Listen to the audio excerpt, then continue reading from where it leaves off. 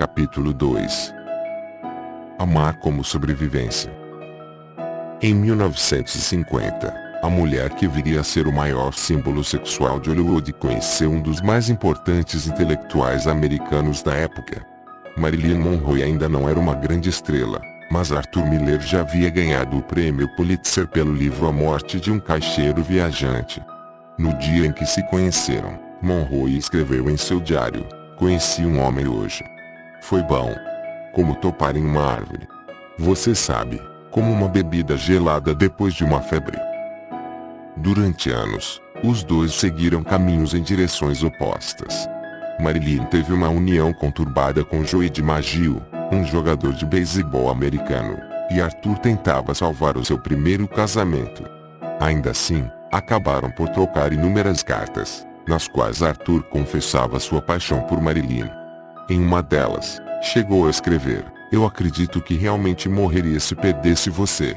Em 1956, os dois começaram a ter um caso, quando Miller ainda estava comprometido. Um pouco depois, ele se separou, e então os dois se casaram. O relacionamento não durou muito. Após 5 anos, Arthur e Marilyn se divorciaram. Até hoje, há quem veja o casamento com estranheza, partindo do princípio de que Marilyn seria fútil demais para o intelectual Arthur, menos que, por sua vez, seria reservado demais para a extrovertida Marilyn. Mesmo com biografias que revelam o lado sensível e extremamente inteligente da atriz, muita gente fica intrigada com o romance entre os dois. Que interesse em comum poderiam ter que o justificasse esse amor? Se você levasse essa questão a Arthur Schopenhauer, um famoso filósofo alemão do século XIX, e a Robert Rigg, jornalista disseminador da psicologia evolucionista, descobriria que o casal Monroe e Miller não é nem um pouco difícil de entender. O amor nada seria além do ímpeto de reprodução e manutenção da espécie humana. Sendo assim, o relacionamento de Marilyn e Arthur era igual a outro qualquer. Em A Metafísica do Amor, Schopenhauer ressalta que o ser humano alimenta um ardente desejo de ocupar a maior quantidade de espaço e viver com o máximo de liberdade, menos em outras palavras, de se eternizar. E que melhor maneira de fazer isso senão por meio da procriação e da geração de descendentes. Para ele, existiria um complô da natureza que aproximaria indivíduos para que eles procriassem. O amor seria, então, um simples instinto animal. Como Robert Rigg explica, a psicologia evolucionista possui uma visão semelhante à de Schopenhauer. Duas pessoas, quando se amam, estão sendo ludibriadas pela força da natureza para que possam criar descendentes. Essa perspectiva se baseia em uma interpretação da teoria da evolução de Charles Darwin. Em todas as espécies animais menos, inclusive a humana menos, os indivíduos buscariam se adaptar aos desafios do ambiente para sobreviver e se reproduzir. Ou seja, o objetivo primordial do amor seria satisfazer o desejo inerente e inconsciente de se realizar por meio da descendência. Ambas as teorias são contestadas tanto pela ciência quanto pela filosofia contemporânea, porém elas dão algumas pistas importantes para nos aventurarmos no entendimento da experiência amorosa. A questão que se pode levantar aqui é: por que nos atraímos por certas pessoas? Schopenhauer dizia que há 3 características que fazem uma pessoa desejar outra: saúde, força e beleza. Esses elementos combinados podem ser definidos por uma única palavra menos juventude. Para ele, durante nossa fase mais jovem, a beleza é muito maior, e as forças reprodutivas, mais intensas. O vigor masculino e a fertilidade feminina transpiram nessa época da vida, o que faz com que a atração seja ainda mais poderosa. Há alguns dados científicos que parecem concordar, em parte, com Schopenhauer. Por exemplo, na pesquisa de David Buss, foram estudadas 37 culturas do mundo todo. Em todas, as mulheres e os homens em relações heterossexuais pareciam buscar a mesma coisa. As mulheres preferiam homens que pudessem ser bons provedores. E os homens, mulheres capazes de ter filhos. Segundo a teoria evolucionista, no tempo das cavernas, as mulheres ficavam esperando que os homens caçassem e coletassem alimentos, experiência que, de alguma maneira, deixou uma marca no nosso inconsciente até hoje. Assim, dispositivos de sobrevivência fazem com que procuremos, para sobreviver, certas características em nossos parceiros.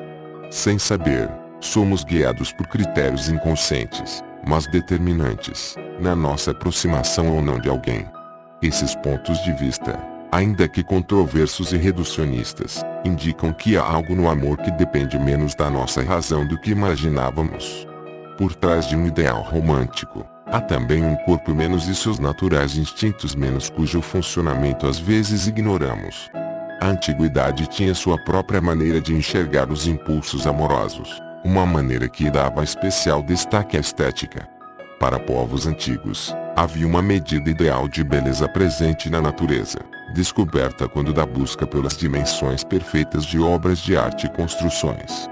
Estabeleceu-se uma relação entre comprimento e largura do rosto de aproximadamente 1618, o retângulo de ouro, também conhecido como a proporção divina ou razão dos deuses.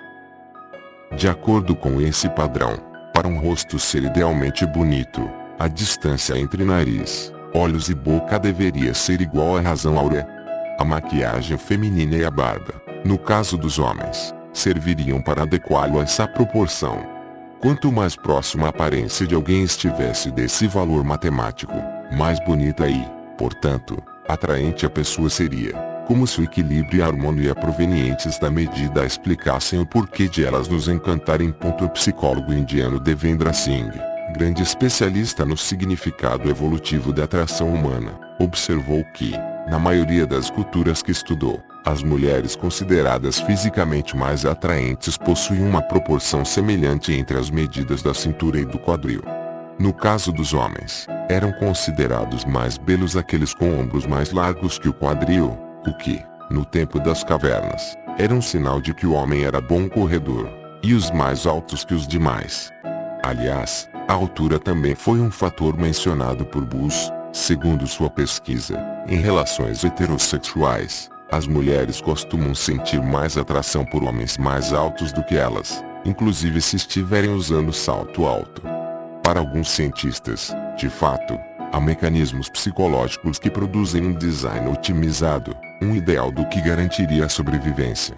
Assim, a seleção natural determinaria que algumas características seriam mais relevantes para a manutenção da espécie do que outras, e sua presença faria com que achássemos indivíduos mais ou menos apaixonantes.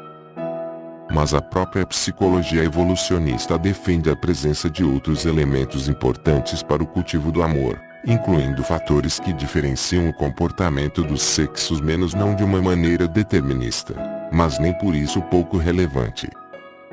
Um bom exemplo é o Malhe Parental Investment, MPI, ou a capacidade de investimento paterno de uma espécie.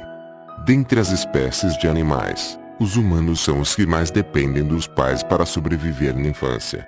Enquanto alguns bichos nascem praticamente independentes, o filhote humano precisa obrigatoriamente ser cuidado pela sua família.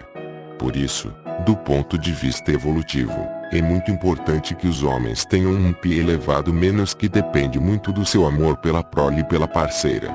As mulheres, então, devem buscar homens que possuem essa qualidade. Há vários outros estudos que poderiam ser citados, mas o ponto aqui é notar que o amor também possui uma faceta animal, determinada por um instinto de sobrevivência. Quando duas pessoas se amam, elas são capazes de criar seus descendentes e de ter uma boa vida apesar dos conflitos e das ameaças ao redor. Uma relação amorosa contribui para manter a espécie viva, fazer com que seus envolvidos tenham um compromisso maior com a vida e, consequentemente, que as comunidades estejam mais protegidas. O amor é, então, vital para a sobrevivência humana. À medida que as pessoas se aproximam e criam laços, elas aumentam as condições de se manterem em um mundo coberto de ameaças e hostilidades. A filosofia de Schopenhauer e a psicologia evolucionista lembram-nos de que há mais sobre o sentimento amoroso do que nos damos conta.